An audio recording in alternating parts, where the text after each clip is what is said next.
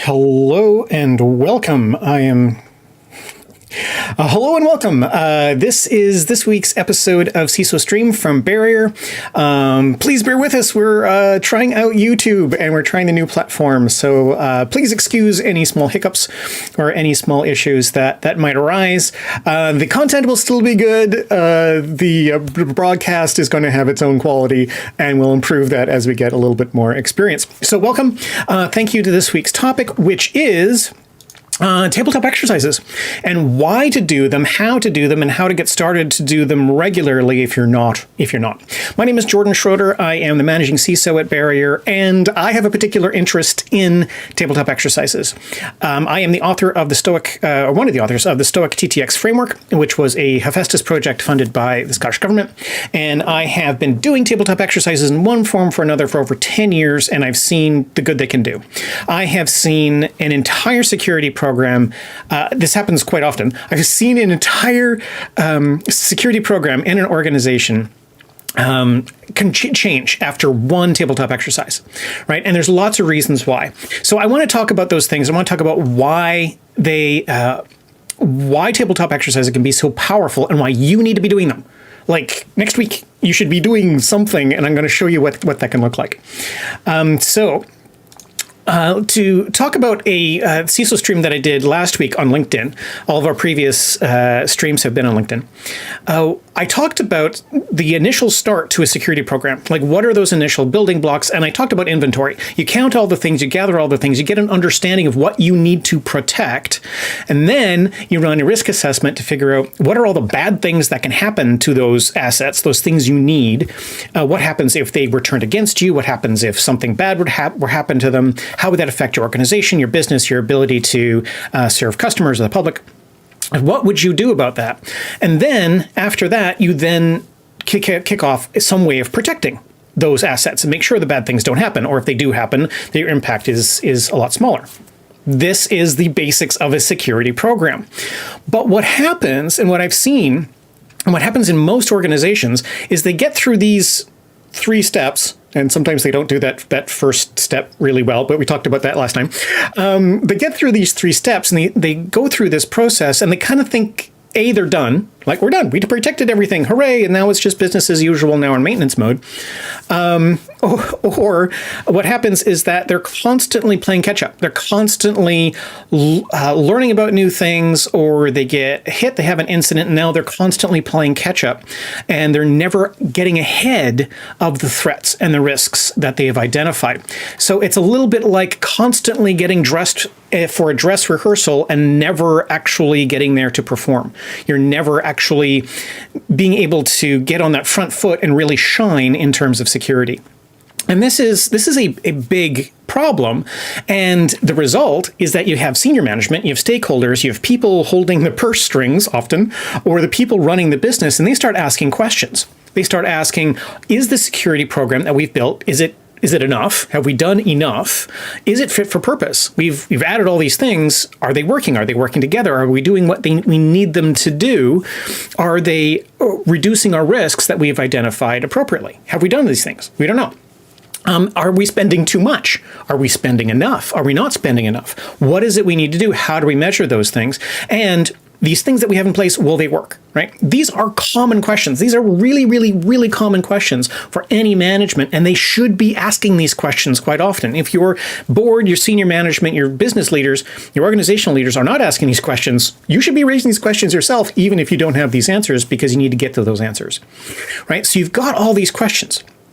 And what I'm proposing, and what I've been a proponent of for a long time, 10 years, is running tabletop exercises. They act a lot like fire drills to help you imagine that disaster, and then imagine how your organization would respond, how your different teams might respond, how your individuals would respond, how your controls might respond in an imagined incident.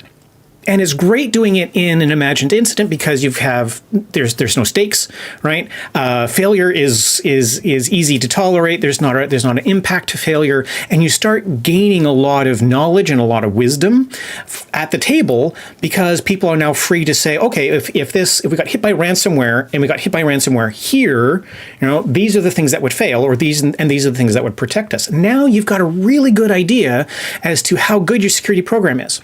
There's books coming out, and there's a new book coming out this year, I know, about cybersecurity risk and how to measure it and how to create those metrics. And those are great if you have the data, if you have a lot of this data to try and pull together and create these metrics and where you can quantify your risk.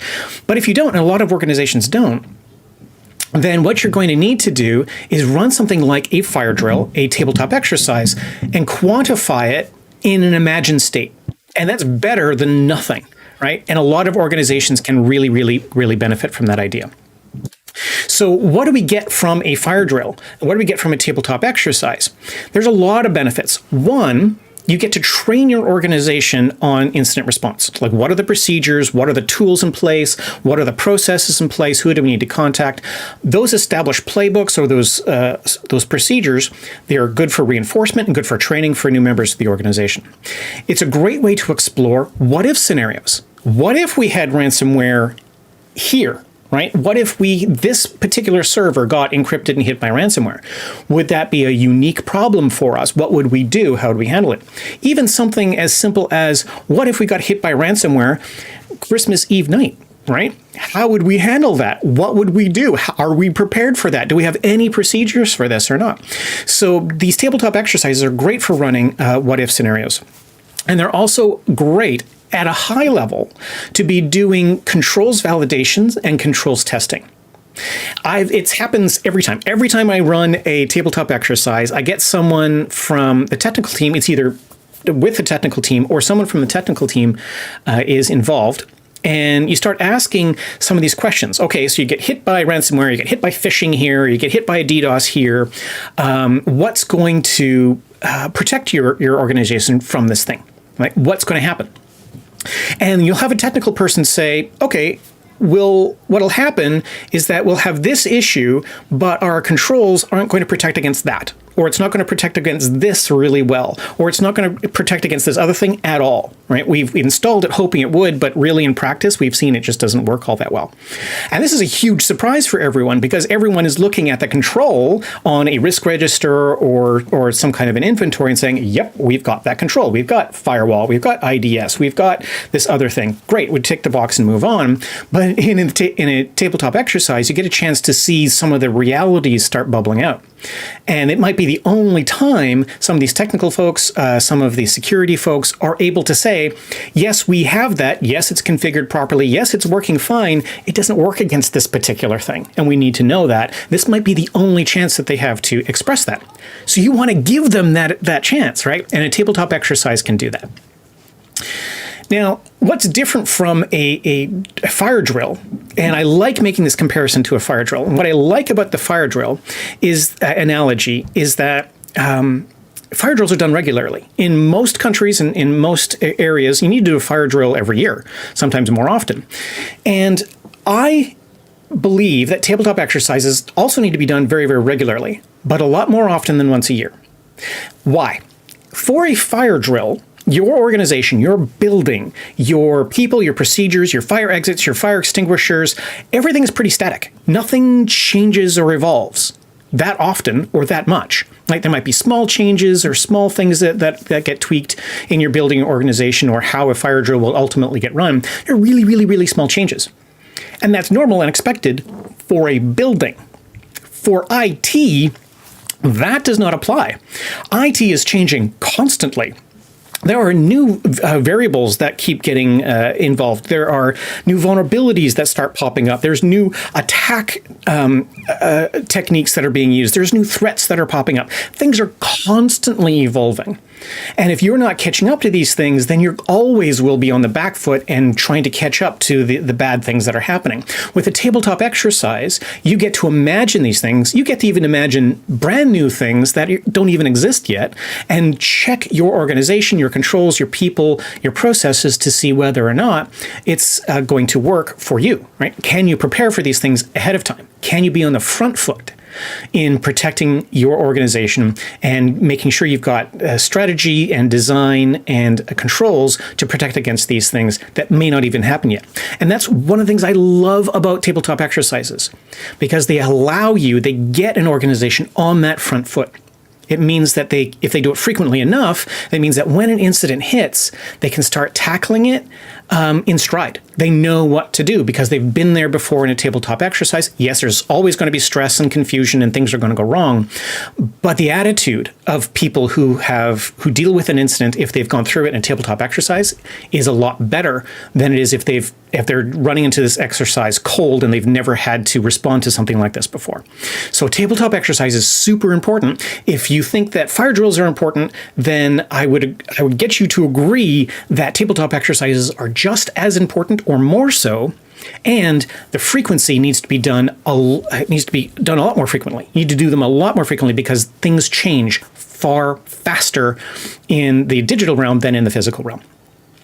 All right, so what I propose then, and there are some organizations that do an annual tabletop exercise because someone said that was a good idea, and it becomes a big thing. Right? It becomes this huge, massive effort, and they spend all day, and there's lots of people involved, and it's a once-a-year thing, and they try to cram as much as they can into this once-in-a-year event to try and make sure that risks are handled. That's a recipe for failure, right? Do that, absolutely, and doing some of these big tabletop exercises can be useful, but you're throwing a lot of expectation and a lot of requirements into one event. Instead, take a look at a short and frequent tabletop exercises within small teams, small targeted teams, and small targeted areas of risk, and do them frequently. Now, I'm a huge proponent of weekly. That's where my head is. Right? On a Friday afternoon, hey, today's Friday, on a Friday afternoon, get the team together for a half hour, 45 minutes, run through a what-if scenario and see what happens and go through that exercise and sort of do that every week. Half hour, 45 minutes. If you do it frequently enough, there's not a lot of preparation in place. Everyone gets used to the idea, and you can really get on the front foot on your protection for your organization that way. And don't just do it within the technical teams or with the incident response teams at the coalface. Do them throughout the entire vertical stack of your organization. So mid-management, senior management, board level, get communications people involved, get legal involved, all of these people who might get involved, especially in a major incident, run them through a tabletop exercise. Right? Get them to go through this type of exercise as well. And again, it doesn't need to be big. Half hour. What happens if there was an incident that completely knocked out all service? What would you need to do? What communication would you need to do? If it turns out to be ransomware, what are our communication standard operating procedures? Do we have the templates? Again, that sort of thing. And you can just run through that in a half hour. It doesn't take that much. Now, for the senior management, every week might be too frequently. Every month, potential.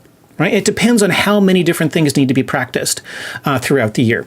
So my head is weekly, especially for the technical folks. For more senior management, that doesn't have to be as frequent, but your mileage may vary, and your organizational culture rules all, and you can't buck that.